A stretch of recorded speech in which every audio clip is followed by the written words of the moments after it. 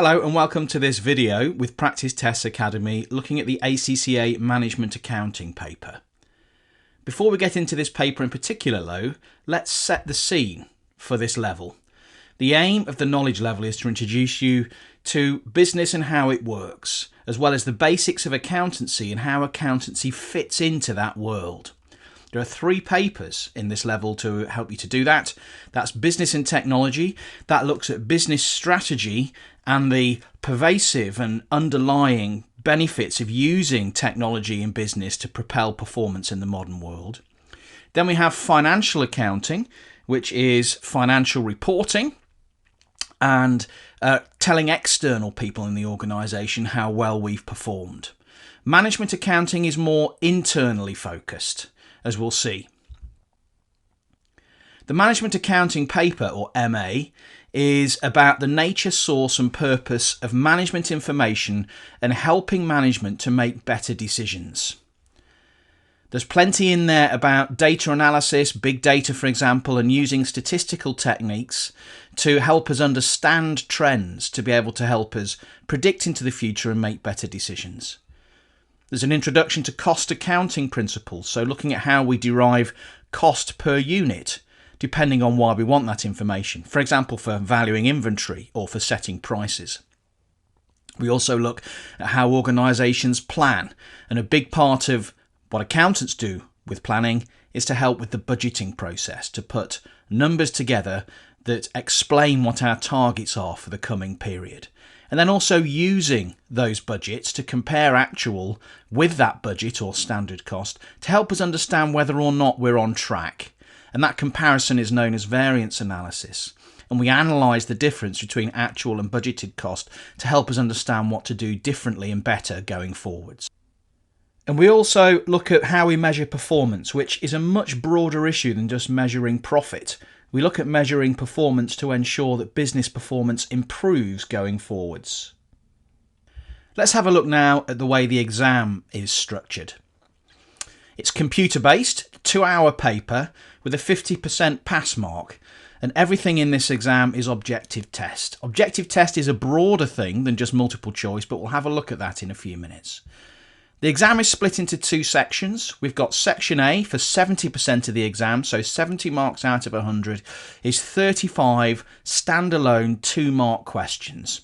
Sometimes there's a small scenario in there that then leads into the question, but they're all objective test. So that could be select the right option from a list, classifying items in a list as being 1 of 2 or 3 types, for example. Seeing how many of the options presented to you are correct or incorrect, which statements are true, and fill in the gaps. So you might need to type in some numbers to answer a question. Section B, for the other 30%, are multitask questions.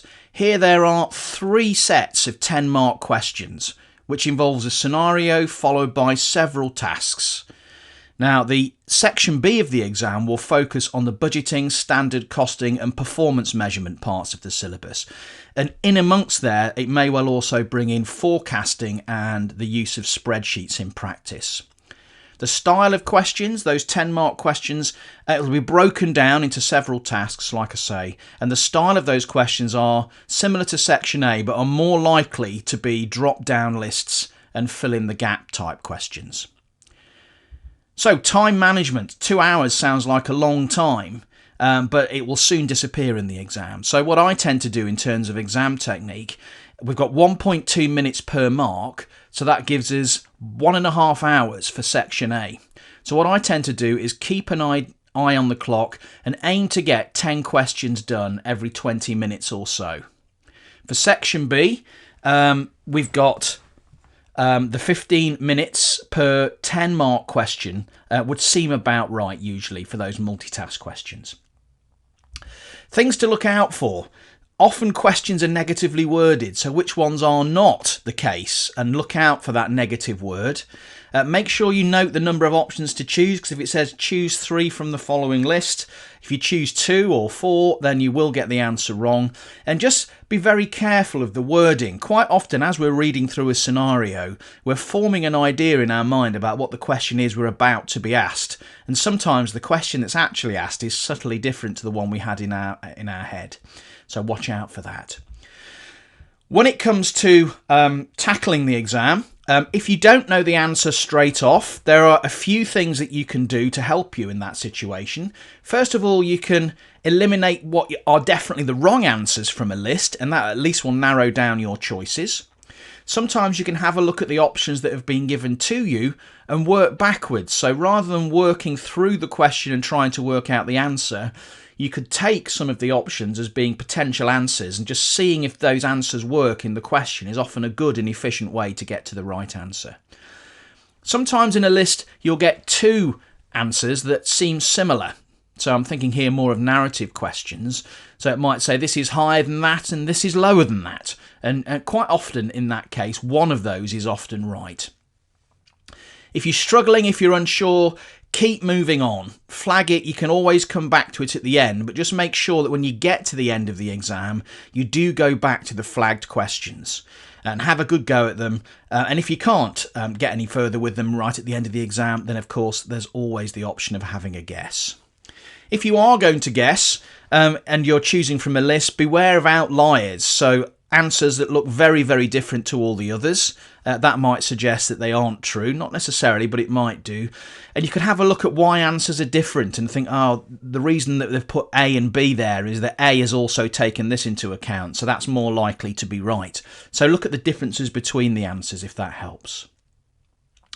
When it comes to studying for the exam, I would book that exam right now at the start of study, because accountants, like a lot of people, are very deadline-driven people, and having that exam in your diary gives you something to work towards and motivates you to study as you're going through. So book the exam early, and when you're practicing questions, practice it in the exam software. And Practice Tests Academy have got some software that's very close to the real exam software, and then the ACCA have got a practice platform on their website. You could use that as well.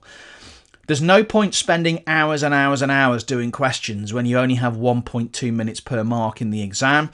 And so right from the start, time yourself and try to stick to time. Don't cherry pick the syllabus. Don't stick to the things that you think you're best at and ignore the things that you're not very good at, because you can never guarantee what questions you're going to be asked in the real exam.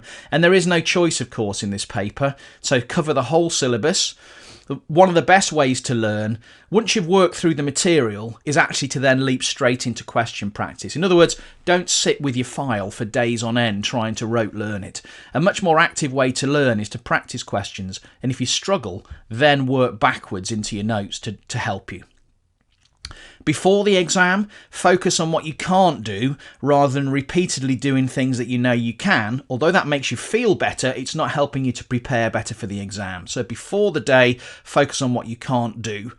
And keep track of the questions you've done, because ones that you've got wrong in particular, if you put those to one side, you can have another go at those later on when you've done further work to confirm that actually you've made progress. To make sure your studying is effective, keep a diary. What I always used to do was have a sheet of paper that had every date from today until the exam, and write in on that sheet of paper what I was going to do every single day. Now, sometimes, of course, I'd have a day off, but I would put that in my diary. For the other days, I would say what I was going to do on those days, and I'd make sure those days were output based, which means I would say on this day I will do these 30 questions. I wouldn't say I'm going to study for 3 hours, because that encourages you to be inefficient, to slow down, to stare out the window and then wait for your 3 hours to be up. But if you say what you're going to do in a study session, that actually gives you an incentive to buckle down and get on with it. Take regular breaks, even if you don't feel you need them. So let's say you're sitting down to study for 3 or 4 hours. After 45 minutes, stop, have a 10-minute break, go and have a drink, walk around the house, that kind of an idea, and keep doing that every 45 minutes or so, or an hour or so, and that will stave off that sort of feeling of being tired and washed out. And just remember, I fully appreciate that studying, particularly if you happen to be working at the same time, is very hard work. But just keep your eye on the big picture, because what you're looking at here is relatively short-term pain for a career's worth of gain. And if you bear that in mind, hopefully that keeps you going right through to the end of the qualification. I hope you're ready to start studying. All the very best of luck, and thanks for listening.